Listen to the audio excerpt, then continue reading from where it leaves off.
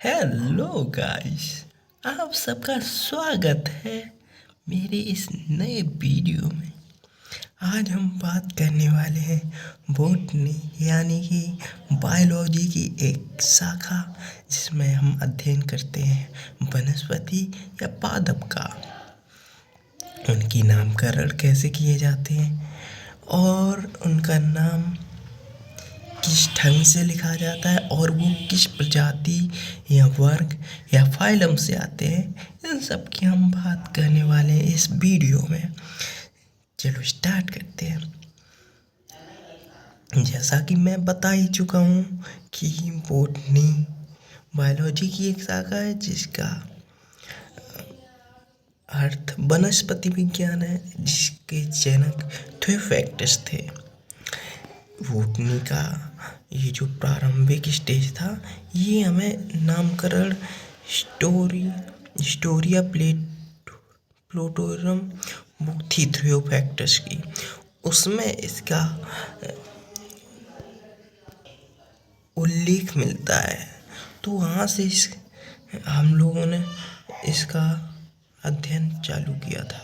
और दूसरी बायोलॉजी की शाखा है एनिमल, अर्थात जहाँ पर हम जंतुओं का अध्ययन करते हैं, जिसे कहते हैं जूलॉजी, जहाँ पर जीवों का अध्ययन करते हैं, जैसे कि मैमल्स, रेप्टाइल्स etc। हम इस चार्ट को पहले सही ढंग से समझते हैं। इसको देखिए आप लोग और समझने की कोशिश करिए। ये हमारा पहले देखिए पादप। पादप क्या होता है? पादप कोशिका में कोशिका भित्ति नहीं होती, ये चीज़ ध्यान रखना है आपको। और ये सेल्यूलोज की बनी होती। इसका कार्य होता है पादप की सुरक्षा करना। और दूसरा पॉइंट है पादप स्वदेशी होते हैं और स्वपोषी होते हैं। ये गलती, सॉरी, पादप स्वपोषी होते हैं, ठीक है। मतलब ये स्वयं ही अपना भोजन बनाते हैं, जबकि हम लोग दूसरों पर निर्भर हैं, जैसे कि पेड़ पौधों, जीव जंतु, अन्य दूसरे जीव जंतुओं पर। तो हम लोग दूसरों पर निर्भर हैं भाई खाने के लिए, लेकिन जबकि ये पेड़ पौधे अपना स्वयं भोजन बनाते हैं, अपना फोटोसिंथेसिस से, मतलब प्रकाश संश्लेषण के द्वारा स्वयं भोजन बनाते हैं। और इसी दूसरा पॉइंट क्या है? पादप स्वदेशी होते हैं क्योंकि पादप से संश्लेषण करते हैं, ठीक है। ये तो ध्यान रखना। पादप खाद्य श्रृंखला में उत्पादक होते हैं क्योंकि ये स्वयं खाना बनाते हैं, दूसरे पर निर्भर नहीं है, इसलिए ये स्वयं प्रोडक्शन करते हैं, तो इसलिए इन्हें उत्पादक कहते हैं। और इनमें हरित लवक पाया जाता है, जिसे पादप का रसोई घर कहते हैं। हरित लवक मतलब क्लोरोफिल पाया जाता है, जिसे पादप का रसोई घर कहते हैं, क्योंकि प्रकाश संश्लेषण के द्वारा ही तो खाना बनता है ना। पादप में खाद्य संग्रह, जो उनका भोजन है, स्टार्च के रूप में या माड़ के रूप में पेड़ में या पौधों में जमा रहता है।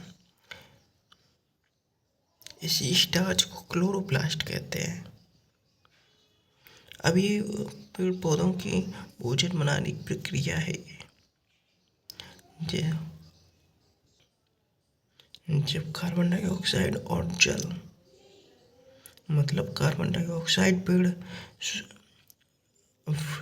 ब्रीद इन करते हैं, मतलब सांस लेते हैं, तब कार्बन डाइऑक्साइड और जल का संवहन अपने अंदर ग्रहण करते हैं।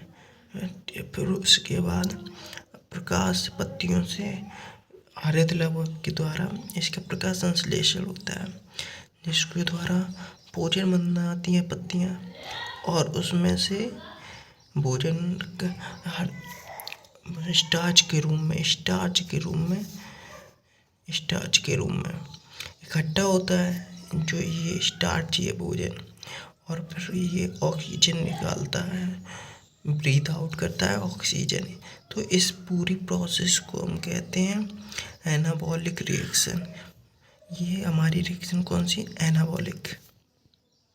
आप समझते हैं पादप जगत है ये कितने भागों में वर्गीकृत है? 2 भागों में वर्गीकृत है।